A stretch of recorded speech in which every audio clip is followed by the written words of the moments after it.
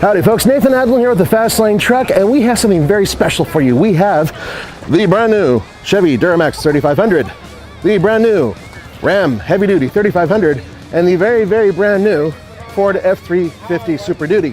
What are we pulling, Nathan? We're pulling 12,000 pounds of trailer RV behind each one. What's coming up next? Coming up next on the Fast Lane Truck, we're going to do a side-by-side comparison.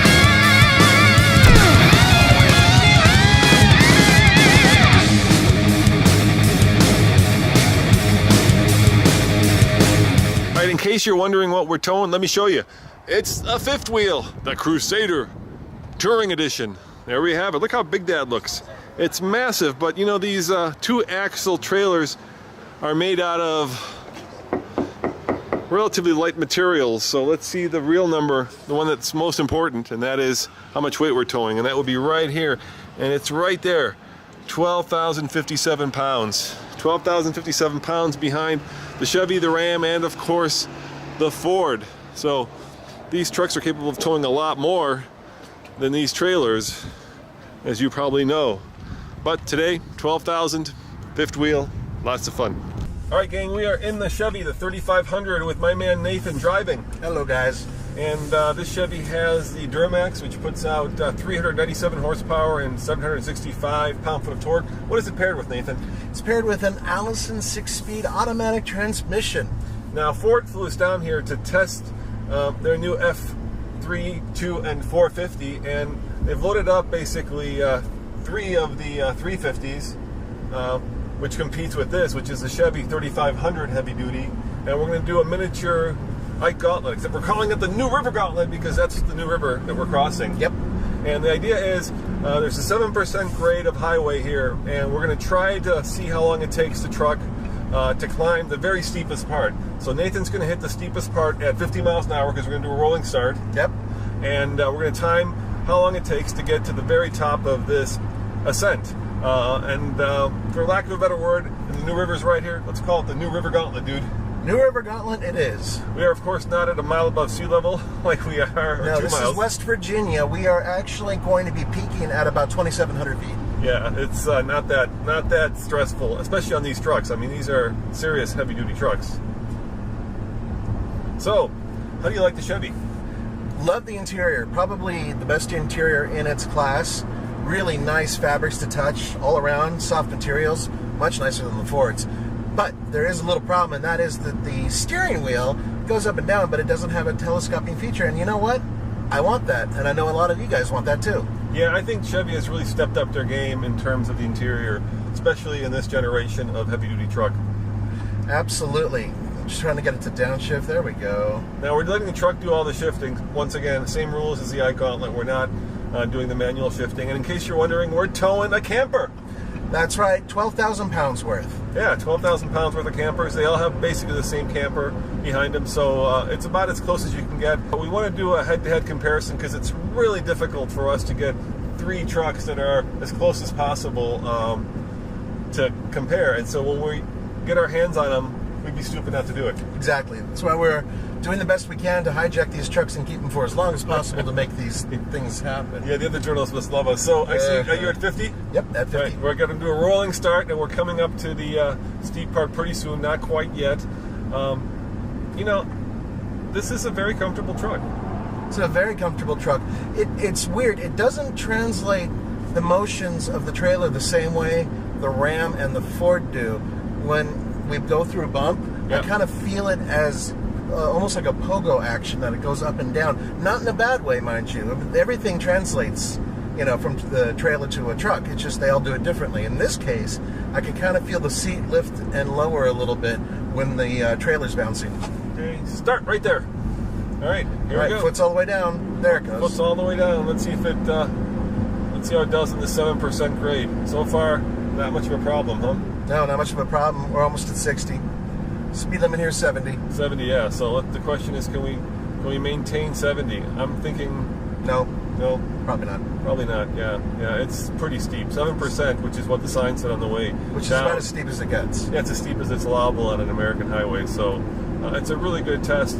3 lanes going up, not a lot of traffic. What more could you want? What? Maybe the this guy to move out of my way. Yeah, is he going to let you through? Yeah. All right. We're going to have a clean run, hopefully. And this is going to be a much shorter run. This is only like 3 or 4 miles, so it's not quite as long as the Gauntlet. Yeah. Just so you know. Yeah, and it's not that stressful in the vehicle. 2,000 feet, it really isn't going to affect the horsepower that much of any vehicle, much less one that has a turbocharger on it. Yeah, there goes another one. There goes a Ram on the way down. Now we do have on the Chevy engine braking that's available for going downhill, and we have it in tow haul mode, which is supposed to be beneficial up and downhill. Yeah, we used the engine braking on the way down, and it was fine. You know, we don't have a chance to actually do the downhill portion of this because we don't have a temperature gauge. We don't know how much or how heavy things, how hot things are getting. So, but it's doing the uphill portion. Yeah, but during the downhill, it didn't have a problem going down.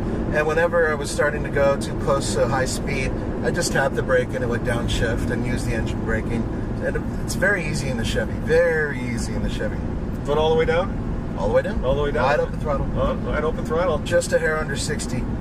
Yeah, yeah. So I didn't think that 12,000 pounds is going to slow this truck down so much, but apparently. Well, I mean, it's still, this is a very good and safe speed that we're traveling at.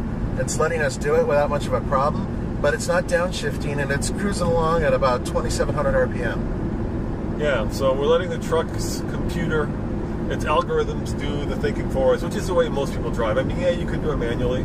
Are we stopping the timer at the sign or at the next sign? Yep, that's okay. The top of the hill is the next sign. So we're at 2 minutes, 2:20 right now, and we'll stop it at the next sign because that's where it flattens out, and that'll be our official New River Gauntlet. You got it. So it's that one right down there. Yep, there you go. I got it. 1,000 yards ahead of us. Yep, that's the one.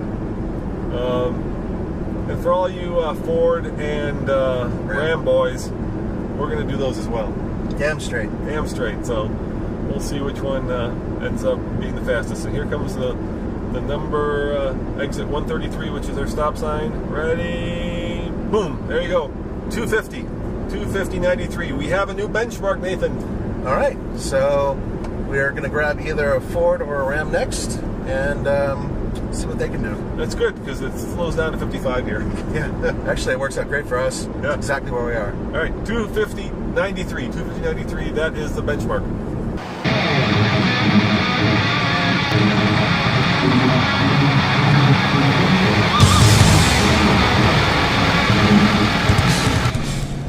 Okay, guys, we are now in the Ford, the brand new 2015 F350, Nathan, and behind us is actually, well, a liability. I don't think you think of yourself as that, Brock, but in terms of weight, you certainly are a liability.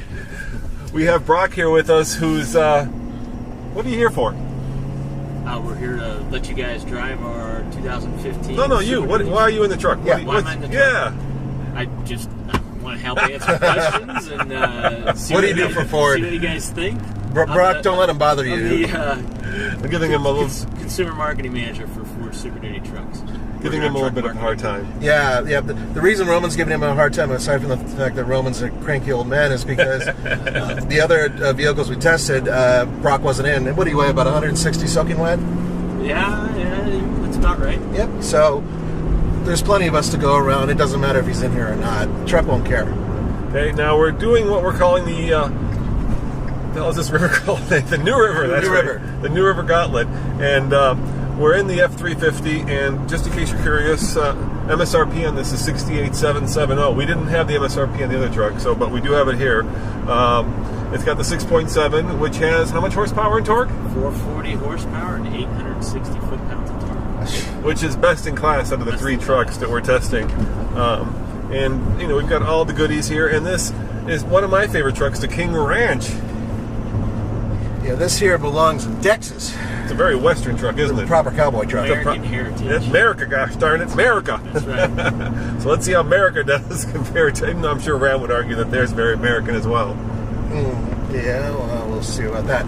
Here's the most important part, guys. We're going to hit the beginning of this at a rolling start of 50 miles per hour, 50. Yep, and we've got the time from the Chevy, which we just did. There it is, 250, and I'm going to reset this and see if the Ford could do better, but we have to wait till we get to the start of this official fall, what was this river called again? New River. New River Gauntlet. So we have to wait till we get to our starting point, Nathan, which is still coming up. We want to get to the real steep part before we start this up. Okay, this thing is like tugging at the leash, so it's really hard to maintain just 50. So just so you know, I'm doing it, but it's just like it's ready to. Yeah, it just if I touch the pedal too much, it's going to downshift and it's going to want to fly. There's plenty power. Luckily, we're getting to a point on the highway where it's 7% grade, so we don't want to exceed the speed limit, even though you never know, we might actually exceed the speed limit. But we're not going to, officer. We're not going to, officer. Of course not. Keep going. We're not to the starting point yet. It's coming up soon, though. Coming down the hill, what was amazing was just how quiet it is. I think it was more quiet than the Chevy. Yeah, I agree. It was quieter by far. The interior is nice. This is, really one of the top interiors for Ford. But it's more truck-like. Sorry to say this, it's not as nice as the Chevys. You're the Chevy man, aren't you? You don't like these hard plastics. I don't like hard plastics, and there's hard plastics on the door panel. Chevy did a really good job by not having that. All right, we're coming up to the start here for pretty soon. Is it this sign? Yeah, it's that sign up there. It's where that little road cuts across. So you ready, Nathan? Yep. All right, not yet. And right now. All right. Okay. Now I have my foot down. It's wide open throttle. Yeah. Already up to 55. And I got a feeling that this truck may actually exceed the speed limit, at which point we will slow down and maintain the speed limit. Yeah. Of course. Yeah, it's like a 60. Yeah.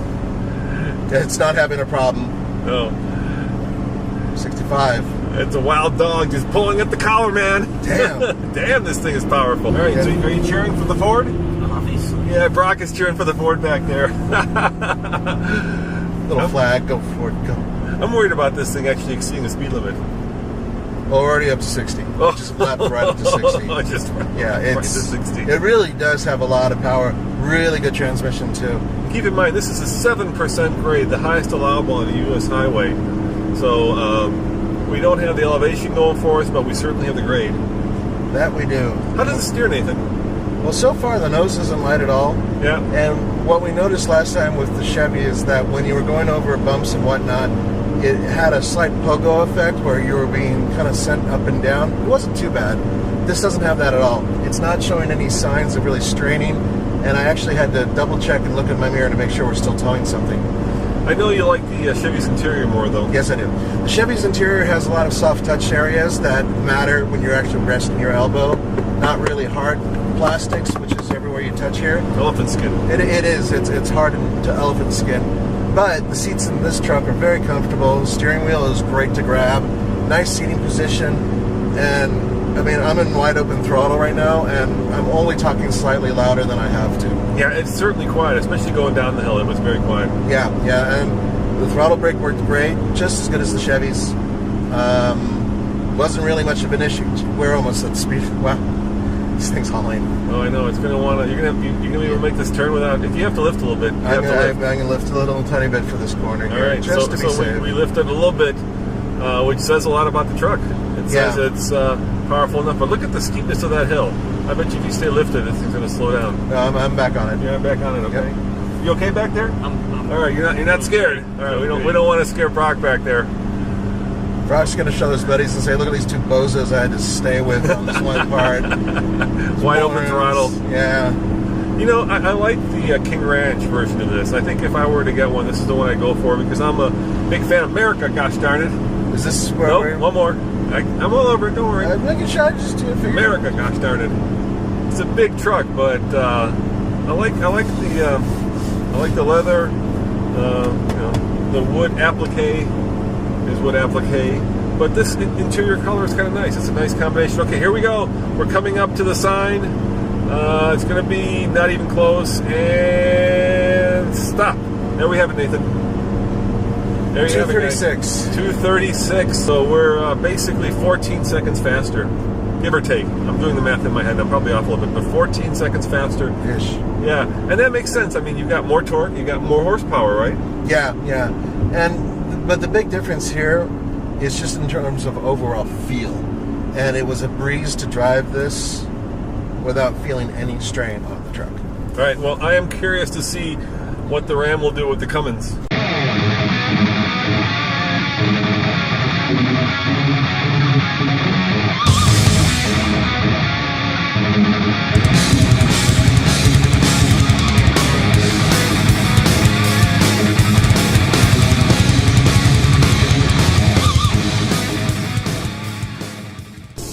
right, Nathan, the last and final truck up the New River Gauntlet. And I talked to the Ford guys, and they said all these trucks have a 3.73 rear axle ratio. So we are comparing apples to apples to apples. As close as we can, at least. Yeah, and better yet, check this out, dude. I have the actual Monroney for this Ram. How much do you think it cost? $73,000. $70,000. So you're very close. We've had a lot of Rams recently, so Yes, we have. kind of well versed on the pricing of them. But look, I mean, right now I can tell you one place where the Ram absolutely kicks the crap out of both the other guys. Where's that? Interior. You like this interior? This is the best interior by far. There is one problem though. Same problem the Chevy had. No telescoping steering. It goes up and down. It doesn't go in and out. And you know what? You like going in and out. I like going in and out. Hey, I have to give it to you on that. This interior is really beautiful. Dare I say elegant. I mean, both the Chevy and the Ram have this French stitching, which is nice, and the Ford doesn't. This is very soft where I rest my arm. Same thing for you, I take it? Yep. All the surfaces in here are high quality, but it's the little touches that really gets it up to the top of the list. Just little places where there's extra leather that's added. Or, like up here. Yeah, right, on these oh crap handles. Yeah. It's just, for me, it's my favorite interior, but it's not the quietest interior. That goes to Ford by far. Yeah. They're very quiet. This Ram sounds like a truck, right? It doesn't sound whisper-like, which is how the Ford sounded. And the Chevy's somewhere in between the two of them. It's pretty quiet, but I think actually the Chevy, if you're looking at car-like features, Chevy's most car-like, this is most truck-like, and the Ford somewhere in the middle. Would you agree? Yeah, I would agree. But in terms of, there's a little something for everybody. Yeah, there's a little something for everybody on all of these.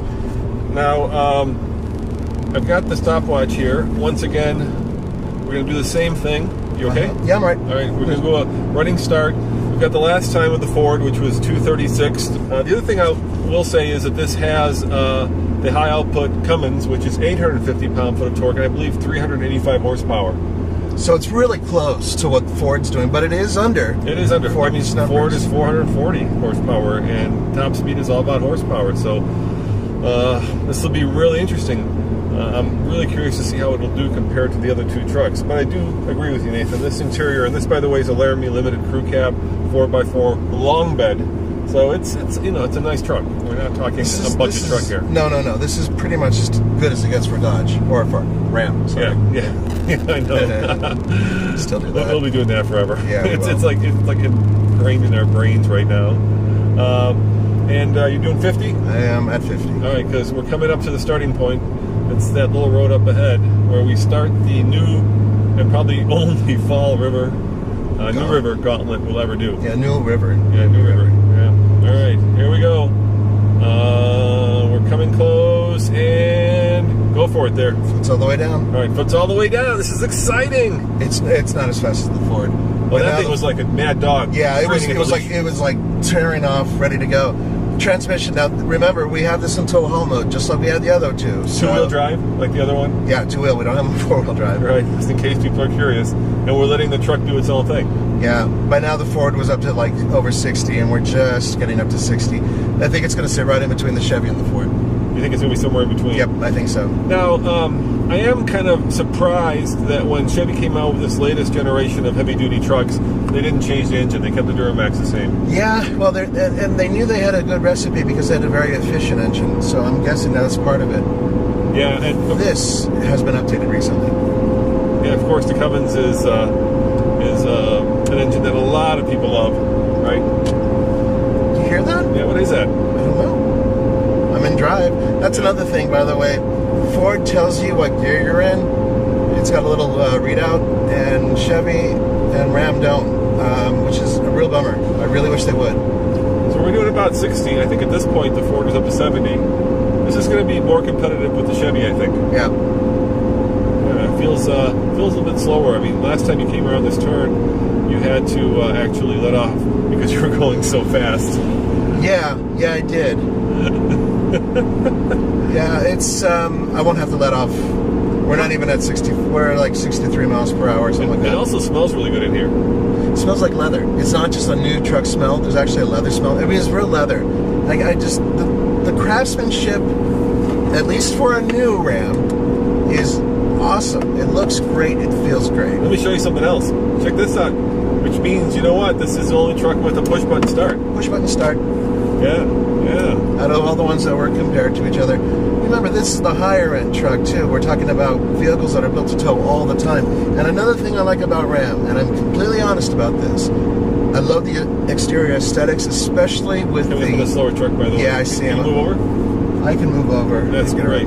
Dude, there's another lane for you. Yeah, I know. I don't know why it's not. I'm sorry, you were saying the aesthetics? The way that this is a dually, and the way that the bed molds out one piece to cover the wheels, it's beautiful, I think. I don't know if it's helpful aerodynamically. Oh, look at that.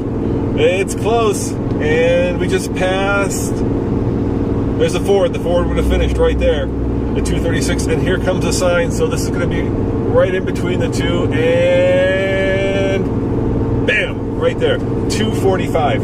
So was that right, Ben? Right about between the two. And it was a clean run, so we were wide open throttle all the way. Yeah, that's impressive.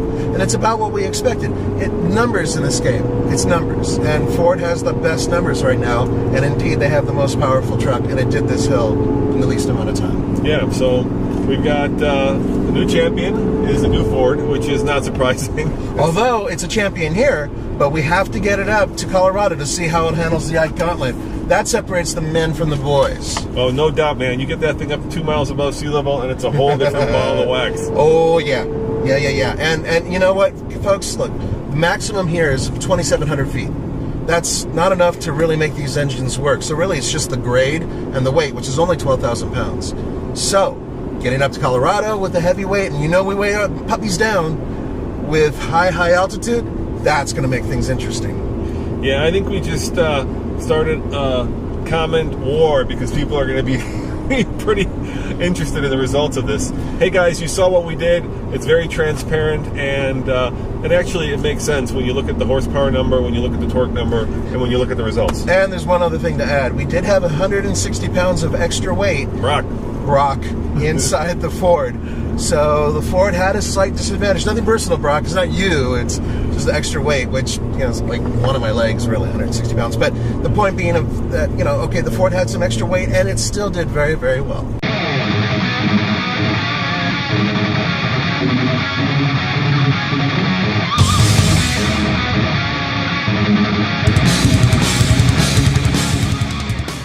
Nathan, the numbers kind of speak for themselves. It makes sense, right? The truck with the most horsepower is going to be the fastest and the most torque. Oh yeah, by far. And what we've proved here is basically what you see on paper with these big trucks is exactly what you get. Now, I am dying to get him up to Colorado and really do an Ike Gauntlet, really stress him out. Yeah, and that's the whole point here, is that we want to just show the basics, and that's exactly what we did, and soon you're going to see detailed stuff up high. And it's raining again, so I think we call it a day. As always, this is Roman. And Nathan. Saying thanks for watching, and check out TFLtruck.com for more news, views, and real-world reviews. All trucks all the time. Ciao.